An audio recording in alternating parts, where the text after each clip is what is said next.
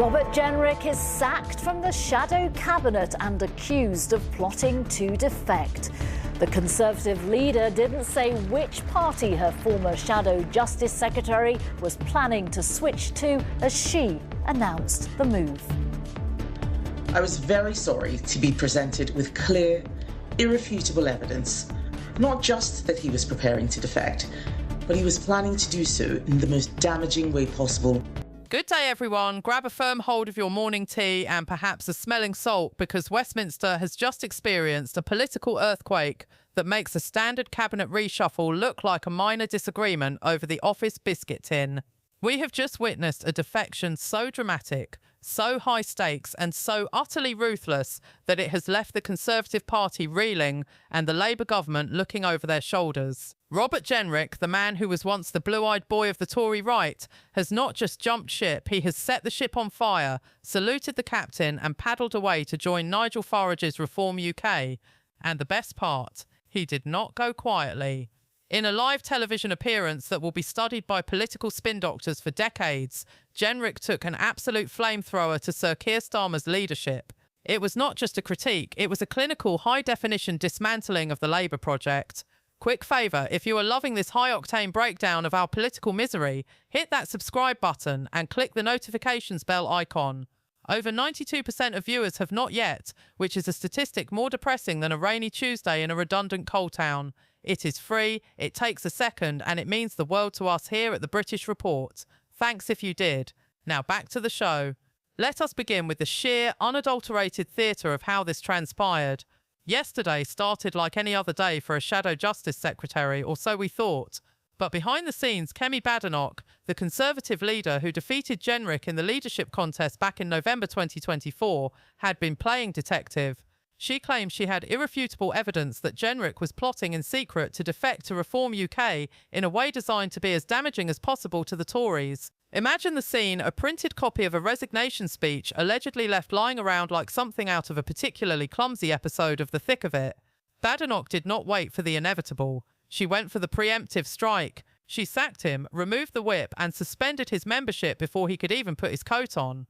Mr Farage, with that breaking news of the defection, we saw the mobile phone being shown to you and you reacting to the news. What defection? In surprise. Sorry, I'll rephrase that. Yeah, the well, sacking. You better do. Yeah. Unless you know something I don't. Well, it's quite possible. Well, Kemi Badenoch has been really clear. The detail behind this sacking is she says there was a secret plot, and that's why Robert Jenrick has been sacked. They love a secret plot in Westminster, don't they? Well, she's made the allegation. I know, and she's flapped, and she's panicked, and she clearly thought at 4:30 this afternoon Robert Jenrick was going to join Reform UK. Is there a plot, Mr Farage? He was not going to join. There was no plot for him to join at 4:30 this afternoon. There's no plot. There are many, many private conversations happening between myself, senior Conservative figures at all levels around this country, including the House of Commons, including the House of Lords, including what's left of them in English county councils. There aren't many of them. And there is an open debate about this, because people can see that the writing is on the wall. Now, clearly this has overshadowed that new announcement of the Reform having their first ever Scottish leader. And afterwards, Nigel Farage left pretty swiftly. You heard him referencing there. He has another event in London at about 4:30 this afternoon. He has denied that that is going to be the occasion where Robert Jenrick is unveiled, but it's a quickly changing and developing story, so let's... But if Badenoch thought she was silencing a rival, she was sorely mistaken. Within hours, Robert Jenrick was standing on a stage next to Nigel Farage. It was like a political version of a blockbuster trade in the Premier League. 1 minute he is the star midfielder for the Conservatives, the next he is holding up a Reform UK scarf and calling his former team rotten. Jenrick's opening salvo was brutal. He declared that the Conservative Party has betrayed its voters and members and is in denial, or being dishonest, about what it has done. It is a move that has sent shockwaves through the country, especially considering that Jenrick once said Nigel Farage can't even run a five-a-side team. Apparently, he has decided that Farage's five-a-side team is better than the Tory Sunday League effort he just left behind. But as the dust settled on the defection of the decade, the real fireworks were only just beginning, as Jenrick turned his sights from his former colleagues to the man currently residing in number 10. While the Tory internal civil war provided the garnish, The main course was Jenrick's live television appearance on GB News, where he effectively tore Keir Starmer's government to shreds. Jenrick's argument was simple yet devastating. He claimed that both main parties have failed the country, but that Starmer is presiding over a sinking ship of incompetence. He targeted the Prime Minister on everything from immigration to the economy, essentially framing Starmer as a man with no backbone and a government that doesn't have the stomach for radical change. It was a sharp, fast-paced assault. Jenrick pointed to the recent U-turns on mandatory digital ID checks and inheritance tax for farmers as evidence of a government that is listening to concerns only because it has no core conviction. He described Starmer's Labour as being dominated by those who are dishonest about what they have done. This is a man who was, until 24 hours ago, the Shadow Justice Secretary. He knows where the bodies are buried. Watching him systematically deconstruct the Labour manifesto on live TV was like watching a masterclass in political demolition. He didn't just disagree with the policy, he attacked the very competence of the man in charge, making it clear that he believes Nigel Farage is the only lone voice of common sense left in Westminster. If you think Starmer is the only one feeling the heat, wait until you hear the reaction from within the Reform UK camp, where the arrival of a former Tory heavyweight has been met with both cheers and very loud groans. Good afternoon. Robert Jenrick, the Shadow Justice Secretary, was dramatically sacked this morning by his Conservative boss, Kemi Badenoch. She threw him out of the party after seeing what she called irrefutable evidence that he was plotting to defect. Mr. Jenrick had long attracted speculation about his continuing leadership ambitions. He lost out to her at the final ballot of the last Conservative election. As for where he's going next, it's still not been confirmed this lunchtime, but the Reform UK leader Nigel Farage did reveal that he has been in talks with Mr. Jenrick. We'll have the latest from Fife, where Mr. Farage was speaking earlier, in just a moment. First to our political correspondent, Shihab Khan in Westminster. Shihab, this is a hugely significant moment for the Tories. Now, you might think Nigel Farage is doing a victory dance, and to be fair, he probably is. But the entry of Robert Jenrick into Reform UK is not without its complications. Lee Anderson, the Reform Chief Whip, has been out in force today, trying to steady the nerves. He denied that Jenrick has any immediate leadership ambitions, stating that Rob doesn't want to be a leader, he wants to be part of the team. It is a classic bit of political messaging. Nothing to see here, just healthy competition. Anderson called Jenrick a great asset and praised his brave move, but the rank and file are a bit more sceptical. On the private Facebook groups of the Reform faithful, the reaction has been a mixed bag of jubilation and enough already. Some members are terrified that Reform is turning into Tory Party Part 2. One member even threatened to leave immediately if more seasoned veterans of Parliament keep joining. It is a fascinating dynamic. Reform has built its brand on being the outsider, the anti-establishment party. Now they are welcoming a man who has been a mainstay of the Conservative establishment for years. It is like an indie band signing a contract with a major label. Some fans love the success, others think the band has sold its soul. And let us not forget Zaya Yousaf, the former Reform chair, once called Jenrick a Farage impersonator.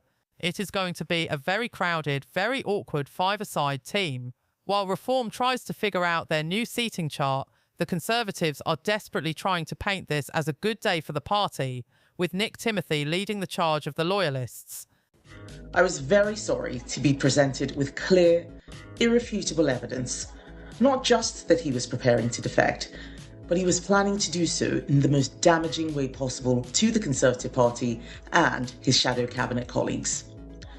It is my responsibility to protect our party, and faced with that information, I took the only decision that any responsible leader could. Because the British public are tired of political psychodrama. So am I.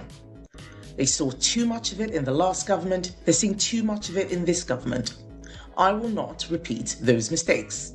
Back in the Conservative camp, the mood is being described as one of resolve rather than despair. Nick Timothy, the new Shadow Justice Secretary and former Downing Street strategist, has been doing the media rounds to insist that the party is more united under Kemi's leadership than I've known it for many years. He dismissed Jenrick's characterisation of his former colleagues as completely inaccurate and praised Badenoch's decisive action.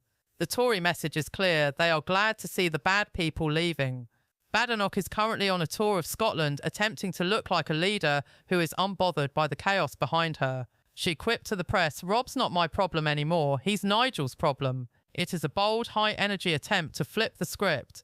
By sacking Jenrick before he could defect, she is trying to brand herself as a ruthless leader who won't be bullied. However, the reality is that the Tories are still 6 to 10 points behind Reform in some polls. It is all well and good saying the party is united, but when you are losing shadow cabinet ministers faster than a sinking boat loses cargo, people start to wonder who is going to be left to man the oars. But the drama is not limited to the right wing of politics. Nigel Farage has dropped a hint that would make any Labour strategist break out in a cold sweat. Just when you thought the week could not get any more chaotic, Nigel Farage hinted at a press conference that a Labour defection to Reform UK might be imminent. 21, he is playing a very suspenseful game of political poker.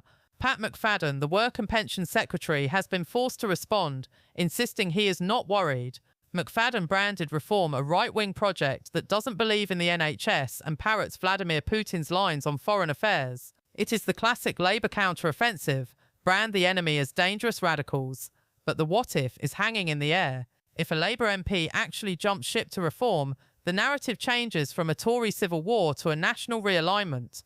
Reform is already leading Labour in some opinion polls ahead of the May 2026 elections for the Scottish and Welsh parliaments. 22. If they start poaching from both sides of the aisle, the two-party system as we know it is essentially dead in the water.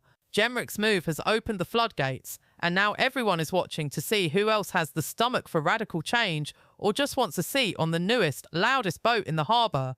We have seen the sacking, the live TV dismantling of Starmer, and the chaos within both the Tories and Reform. It is a lot to take in, so let us wrap up this political circus. At the end of the day, Robert Jenrick's defection is more than just a personal career move. It is a signal that the old rules of British politics are being rewritten in real time. Whether it is a betrayal of his voters in Newark, as his local association chairman claims, or a brave move for the country, the impact is undeniable. Jenrick has provided a high-definition critique of Keir Starmer's government that will ring in the ears of voters for months. He has shown that the Conservative Party is still in a state of flux and that Reform UK is no longer just a five-a-side team, but a genuine contender for power. The rich keep getting richer in terms of political talent on the right, and Keir Starmer is finding that stability is a very hard thing to maintain when the opposition is being bolstered by his own former critics. The sinking ship analogy might be harsh, but in politics, perception is everything. And right now, the perception is that Robert Jenrick has just handed a very large megaphone to Nigel Farage. Thank you for watching The British Report.